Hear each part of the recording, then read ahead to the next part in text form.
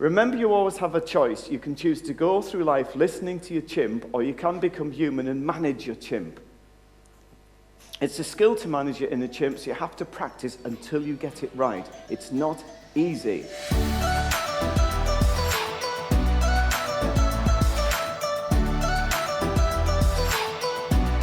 Thank you very much for inviting me. Hard clips to follow. Okay, I'm going to kick off by first of all saying we went to the London Games, and I want to introduce you to my world of elite sports. So we're going back to the velodrome and what happened there. Fantastic privilege to be part of the team that supports these elite athletes, and you probably want to know what I actually did. So I'm going to try and run through about 30 years of experience and knowledge in about 10 minutes. So we're off. I'm a psychiatrist. I'm a doctor who's specialising in looking after the human mind, and basically my aim from my perspective is to make you happy, confident and successful people. And that's a tough challenge, and there's a good reason. Okay, imagine you're offered a machine. Okay, so you're just thinking, here's this machine I'm going to offer you now. And it's made you really happy. It can give you confidence, success. It stops you from ever being anxious or worrying, and it removes all unpleasant thoughts and feelings.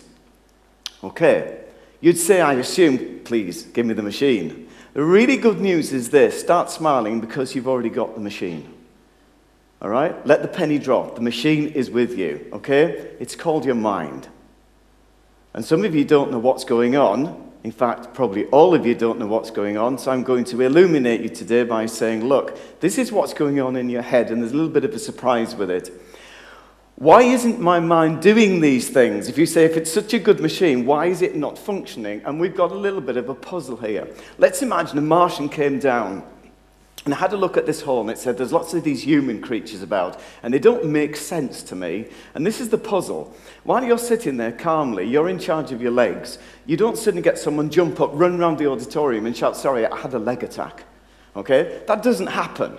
And yet you sit there with your mind going all over the place, giving you thoughts and feelings that you don't particularly want, and there doesn't appear to be any control. So that doesn't make sense to me. As a doctor, as a scientist, I'm thinking, why do you not have the control over something that's in your head? So it's a bit of a puzzle, so let me solve the puzzle. You're not alone. Okay? You're not alone. There are two of you in your head. Okay? So let me show you what's going on, because someone else is sharing your life and has the power. Let's investigate it. So we're going to start with the tough bit, so I hope you drank your coffee this morning. The brain in conflict. Now, if you're one of the medical students at Sheffield University, where I'm undergraduate dean, I might test you on the end of this, but I'll let you get away with it. So these are the fancy names behind me. You don't need to remember them, but let's have a look at the brain, your brain in conflict. Okay, so what you've got is not actually one brain, but a series of brains that in the womb all start growing as little units and then link in and lock into a brain and cause you to have a lot of problems, because when these units get together, they don't always agree on what's going to happen. And the problem you've got with the human brain is this. You've got all of these components, and if you look at that brain on the screen, the part which is in the dark yellow at the front, the biggest bit, is your thinking brain. Only the edge thinks, only the cortex thinks. So the rest of it's just a machine. And the middle bit, surrounded by the cingulate gyrus and underneath, is called the limbic system, and it reacts. It doesn't think, it just reacts. Now, if that were your brain, you wouldn't have a problem. You'd have a reacting bit that tells you with instincts and drives what to do, and then a thinking bit, which is you saying, well, I'll make a choice now. We have a major problem. The brain didn't stay like that. The little bit in the middle, which is an automatic emotional machine, decided to push its way out to the edge of your brain, and it grabbed part of the cortex and said, I want to think too. So now you've got this little machine in your head that's starting to think for you, but it doesn't think the same way as you. You think rationally and logically. This little bit of brain thinks emotionally and catastrophically. So let's see it in action, all right? You come into college, you come into school one day, and you hear someone say, by the way, do you know so-and-so's just said, you're really quite dense. You really shouldn't be in this college. There's something wrong with it. All right? So you think, okay, here goes the brain reacting. Number one brain immediately shouts, kill her. All right? Number two says, hang on, don't kill her, don't kill her. We have to do it socially aware, so let's do it deviously. All right? Number 3 is your conscience and guilt that says, hang on, it's in between the two. It's got an impossible job to keep them apart and stop them acting, and it doesn't do very well. It's not that strong in most of us, so it gets persuaded by the other two. Maybe it's not so bad. All right? Number 4 says, I'm not interested in emotion. I just want you to give me the facts and the evidence, and I'll just stay calm and logical and collected. Number 5 says, I don't know why it's all about me, me, me. How about the other person? Let's think of empathy and compassion. Why would this person say this about me? I've got to understand them. And number 6 says, well, I'll just tap into how bad this actually is, and then look at the memory banks and say, what happens if you go and kill someone, and what happens if you talk to them, and what happens if... So these 6 brains are now fighting each other, and one of them has got to get control. I'm hoping that the laughter when I said number 1, kill them, doesn't mean that's the usual one that gets control. You have now this massive conflict. It's too complicated. So if I start working with you to say, as an elite athlete, what's going on in your head as you get on that bike in the velodrome, there's too many brains trying to speak. Can we make it simple? The answer is yes. If you look at the neuroscience of the brain, it actually boils down to 3 teams, and 3 teams are in your head, and they're all fighting as a team to get control of your actions, your feelings, your thoughts. So let's discover what the neuroscience says about this. Okay? We've got a machine without our permission, grabbing hold of you, giving you emotions and thoughts you really don't want. Anxiety, worries, concerned, trying to please everybody else, worried about what everybody thinks about you, and you deep down are thinking, I want to do this, but I keep doing it. Okay? So let me introduce you to that machine. This is your inner chimp. You need to say hello to them. They've been with you since you were born. In fact, they were there before you. You're the intruder. And they're running your life, and you're interfering. You're interfering. So you need to get to know this machine really well if you're going to be successful. Simplified brain, therefore, if we look again, is this.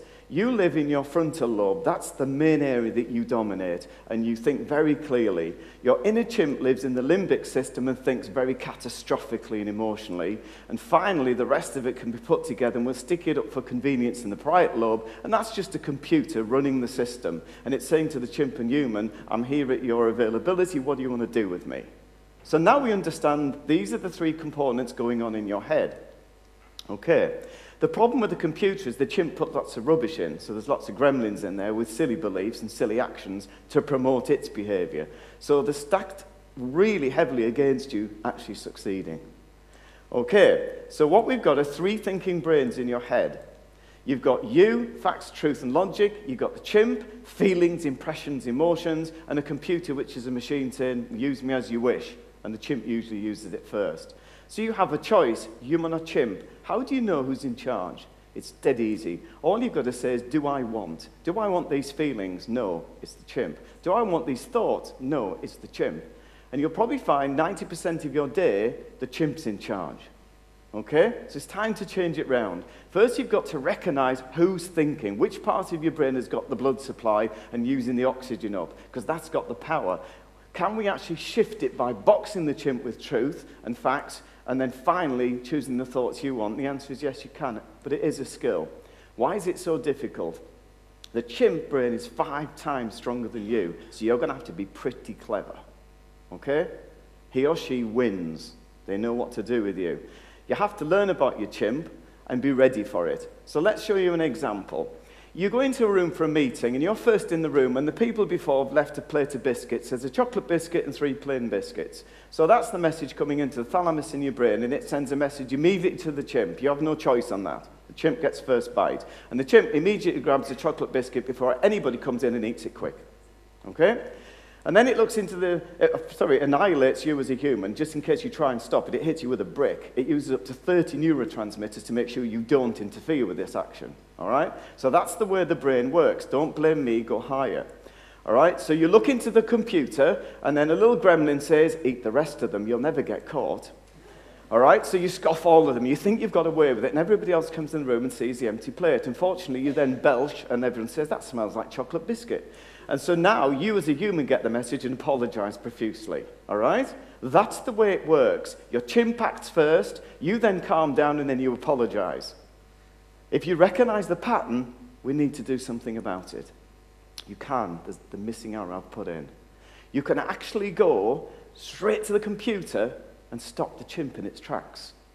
So if you look in that computer and remove the gremlins and put some autopilots, these are constructive, helpful beliefs, values you hold, such as it isn't important what everybody thinks about me, it is important to please everyone, it is important to hold my morals, then when the chimp goes to do anything, it looks in the computer and stops.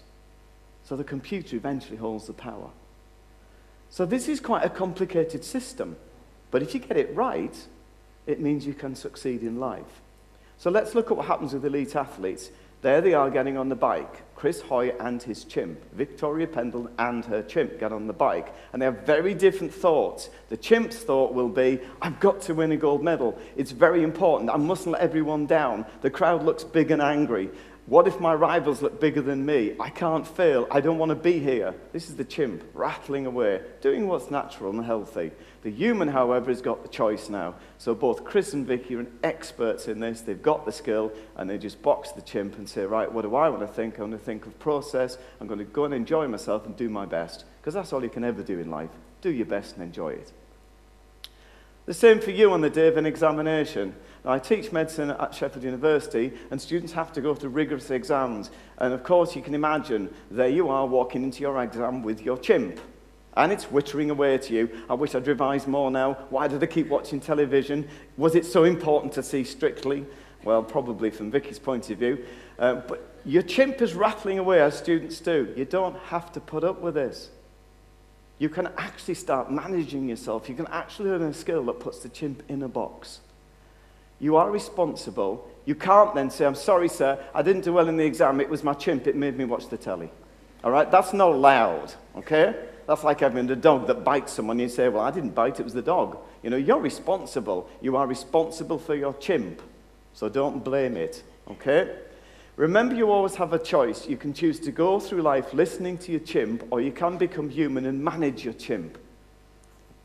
It's a skill to manage your inner chimp, so you have to practice until you get it right. It's not easy, okay? So when Chris and Vicky got on the bikes, it wasn't easy putting all that hard work into the gym, hard work on the track. It was really going against nature and saying, I'm not going to go natural, I'm going to go unnatural. And that's what I'm asking you to do in your minds. I'm saying stop going natural because it's very destructive to you. We're really built to live in a jungle, not society. I'm going to say go unnatural. Turn your mind over and start being the calm, collected human that you really are. And stop being fooled and hijacked by your inner chimp. Your chimp isn't bad or good, it's a chimp. So don't start saying what Vicky Pendleton once asked me, how do I murder the chimp? All right? You can't do that. You have to look after it. The secret is to talk to your chimp, reason with it, help it, okay? Take care of it, and then it won't cause you any problem. But if you don't look after it, and you're not even aware it's there, you're in serious trouble. You have to reassure your chimp and look after it.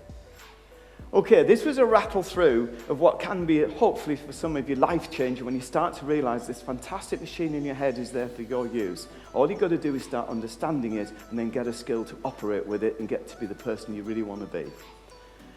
Thank you for listening. I wish you and your chimp every happiness and success in life.